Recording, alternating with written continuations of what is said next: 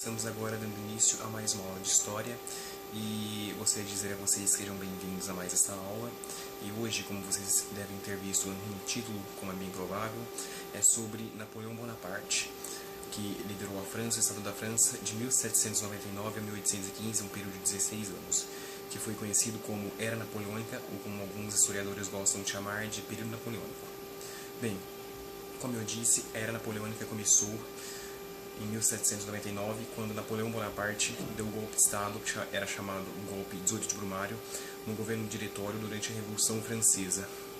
E aí, a partir, passou a governar em um período muito extenso, e seu governo, seu reinado, foi dividido em duas grandes fases, que era chamado Consulado, que foi de 1799 a 1804, e daí em diante até 1815 foi o Império.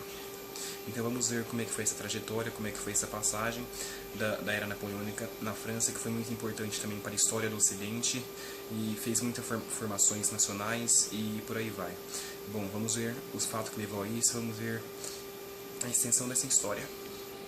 Napoleão Bonaparte, político e militar, passou a governar junto ao consulado, que era, embora tivesse sido um governo republicano, era centralizado por três militares, que era Napoleão Bonaparte, Roger Ducos e Sieyès. Napoleão Bonaparte era o primeiro cônsul. Ele governava de fato, que chefiava cargos públicos, políticos, administrativos e jurídicos.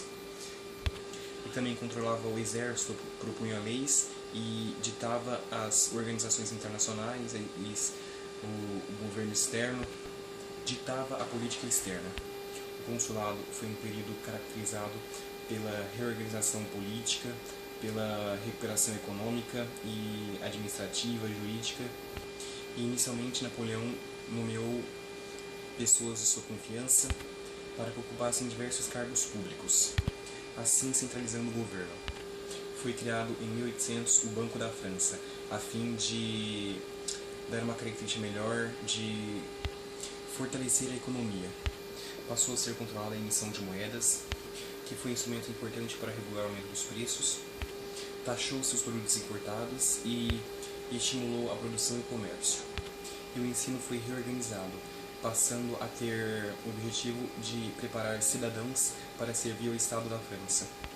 Foi criado um novo Código Civil, também conhecido como Código Napoleônico, que foi concluído em 1804. E, em maioria, as novas leis representavam os interesses da burguesia, que era a liberdade de comércio, liberdade individual, respeito perante a lei, respeito à propriedade privada e ao casamento civil, que foi separado do casamento religioso.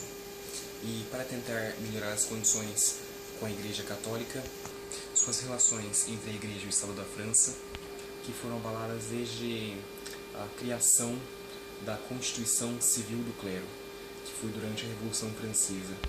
Assinou-se a Concordata em 1801, que era um acordo celebrado entre o Papa e outro Estado sobre assuntos de interesse comum. O Papa aceitava o confisco das propriedades da Igreja Católica na época e, em troca, comprometia a amparar o clero. Depois desses conflitos, o governo francês estabilizou-se após uma década de conflitos internos. Foi o início da expansão francesa na Europa, que tomou a Península Itálica, anexada à França em 1801. E a partir desses combates e vitórias que conquistou, construiu-se o mito de que Napoleão Bonaparte era um militar invencível. Os resultados obtidos durante o consulado entusiasmaram a elite francesa. Com o apoio delas, Napoleão Bonaparte foi proclamado cônsul vitalício em 1802, conquistando o direito de indicar seu sucessor. Na prática, isso significava a volta da monarquia hierárquica na França, a monarquia hereditária. Em 1804 foi feita uma consulta popular, chamada de plebiscito, perguntando às pessoas tendo o direito de votar se queriam a volta da monarquia, e cerca de 60% dos franceses votaram que sim, querendo a volta da monarquia, e que Napoleão Bonaparte fosse seu imperador. Em 2 de dezembro de 1804, Napoleão Bonaparte foi proclamado imperador, A partir daí ficou conhecido como Napoleão, que era o imperador da França, e hoje como Napoleão I, pois seus sucessores foram Napoleão II e Napoleão III, que eram uma característica da monarquia, a hierarquia, o poder que passa de pai para filho. O Papa Pio VII viajou a Paris especialmente para a coroação de Napoleão, na Catedral de Notre-Dame. Mas, num gesto surpreendente, Napoleão tirou a coroa das mãos do Papa e coroou a si mesmo, se autocoroou. E o que ele queria dizer era que nenhum poder seria acima dele, nem mesmo o poder do Papa, nem mesmo o poder da Igreja. E em seguida coroou sua esposa, a Imperatriz Josefina. Nessa época já havia saído o consulado e começava a sua nova fase, que era o Império. Bonaparte concebeu títulos de nobreza a seus familiares, nomeando para altos cargos públicos, e formou-se uma nova corte com os oficiais militares, membros da alta burguesia e da antiga nobreza. Foram erguidos grandes monumentos simbolizando o poder do Império, como o Arco do Triunfo, inspirado na antiga arquitetura românica, construído de 1806 até 1835. E Napoleão I, que é Napoleão Bonaparte, começou a comandar várias expansões militares, campanhas para que a França se expandisse na época territorialmente. Com isso, o exército francês foi formado, sendo fortalecido em armas e soldados, conhecido como o exército mais poderoso da Europa na época. Além disso, o fortalecimento militar e econômico da França era de grande prejuízo para a Inglaterra. Uma forte concorrência para a economia inglesa. Com isso, ingleses, austríacos, russos e prussianos passaram a unir-se contra o governo francês. Em 1805, forças francesas tentaram invadir os ingleses, o território inglês, sem sucesso. A França poderia ter o exército mais poderoso da Europa, mas era o exército terrestre. Quem tinha o exército mais poderoso naval, que era das águas, que eram os navios, grandes exportadores, assim, o exército naval era realmente os ingleses. E isso impedia com que Napoleão conseguisse invadir a Inglaterra, já que só havia um meio de chegar lá, que na época eram por navegando. Em outubro de 1805, a Marinha Naval Inglesa, comandada pelo almirante Nelson, venceu Napoleão e os franceses, predominando assim a força naval que havia no Reino Unido, na Batalha de Trafalgar. A partir daí, os franceses tentaram abalar poderios ingleses em lugares dominados pelo Reino Unido, como o Egito. Conseguiram também muitas vitórias terrestres sobre seus inimigos. De 1805 a 1807, venceram batalhas na Áustria, na Prússia e na Rússia. Uma das mais importantes batalhas foi a Batalha de Austerlitz, de 1805, contra os austríacos, que levou ao fim, no ano seguinte, do Império Sacro Império Romano Germânico. Napoleão substituiu o que restava desse império da Confederação de Reno, parte da Alemanha atual, com o predomínio francês. Os demais territórios foram anexados à França ou tornaram-se seus aliados. Em 1806, o governo francês decretou na cidade de Berlim o chamado bloqueio continental. Quer dizer, todos os portos daquele continente deviam se fechar para comercializar com os ingleses. Eles não poderiam comercializar com ingleses, poderiam comercializar com qualquer outro país do mundo, da Europa, menos com os ingleses. O que eles queriam era destruir o Reino Unido economicamente para acabar com seu exército naval, que era o mais poderoso da época, para tentar invadir o território deles e tomá-lo. O Papa não aderiu ao bloqueio continental e seu território da Igreja foi invadido e anexado à França em 1809, que era na Península Itálica.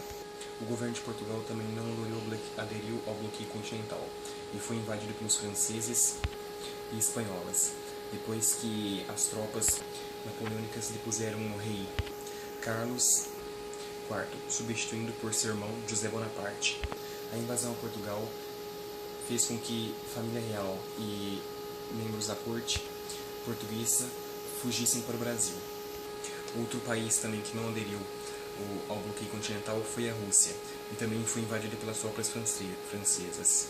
Só que as tropas francesas foram bastante preparadas para enfrentar os russos, mas fizeram um erro. Invadiram a Rússia, tentaram invadir o Império da Rússia durante o inverno, o rigoroso inverno siberiano. E daí nós vamos ver o que aconteceu. Foi um exército de cerca de 600 mil homens e 800 cavalos enfrentar os russos. Os russos ficaram com medo, claro. Me desculpem, pessoal, não foram 800 cavalos, mas sim 180 mil cavalos. Eu peço perdão, realmente. O Império Francês tinha dominado praticamente a Europa inteira. Quase a Europa toda pertencia à França, ou era aliada a ela. E foram os franceses invadir os russos. Só que os russos tiveram um plano. Eles fugiam para o território da Sibéria, iriam fugir e os franceses iam invadindo. Só que o frio foi danificando os franceses e eles foram decaindo. Assim, foram ficando mais fracos por causa do frio que não eram acostumados. E daí, na hora de voltar, eles não conseguiram, morreram, e foi assim que o poderoso exército napoleônico foi derrotado pelo frio. E derrotado pelo exército da Rússia pelo frio, Napoleão foi enviado para Elba, uma ilha no Mediterrâneo, próxima à Península Itálica, e o trono francês foi entregue a então Luís XVIII. Em 1815, Napoleão Bonaparte conseguiu fugir da ilha de Elba e regressou à França, prometendo reformas democráticas. O rei Luís XVIII era impopular e governava de acordo com os padrões absolutistas que foram regressados, ignorando os direitos de cidadania conquistados durante a Revolução Francesa. E Luís XVIII ficou sabendo sobre que Napoleão estava na França e enviou as tropas francesas para pegá-lo. Mas algo aconteceu. As tropas francesas, ao encontrar Napoleão, se uniram a ele, se aliaram, e Napoleão conseguiu tirar Luís XVIII do poder do trono da França. Napoleão chegou a Paris conhecido como um herói e novamente expulsou a família real para o Brasil, que fugiu de Bonaparte. Com medo, rapidamente exércitos estrangeiros uniram-se contra a França e organizaram-se para derrotar Napoleão. Que com não de todos, Napoleão foi derrotado na Batalha de Waterloo, na Bélgica, em 18 de junho de 1815. Foi chamado esse período que Napoleão regressou à França de o governo de 100 dias, dos 100 dias. Preso pelos ingleses, foi exilado na ilha de Santa Helena, no Atlântico Sul, e ali permaneceu até 1821, quando houve sua morte. E o rei Luís XVIII conseguiu voltar ao trono, ao poder da França. Os distintos países vencedores organizaram a chamada Congresso de Viena. O objetivo era restabelecer o antigo perfil que tinha a Europa e o seu absolutismo, de acordo com o interesse dos governos vencedores, a Grã-Bretanha, a Rússia, a Áustria e a Prússia. Foi criado pelo czar Alexandre I a Santa Aliança, que era uma união, uma organização que unia soberanos de países, com os objetivos de defesa mútua. Os monarcas da Áustria, Rússia e Prússia e de algumas nações europeias aderiram à Santa Aliança. Afirmavam ter o direito de intervir em algum governo de qualquer país caso tivesse ameaçando um movimento revolucionário. Bem, gente, é isso. Essa foi a Era Napoleônica, os 16 anos que Napoleão governou a França, com o Império, com o Consulado, e eu agradeço pela atenção de vocês e me despeço daqui. Até mais.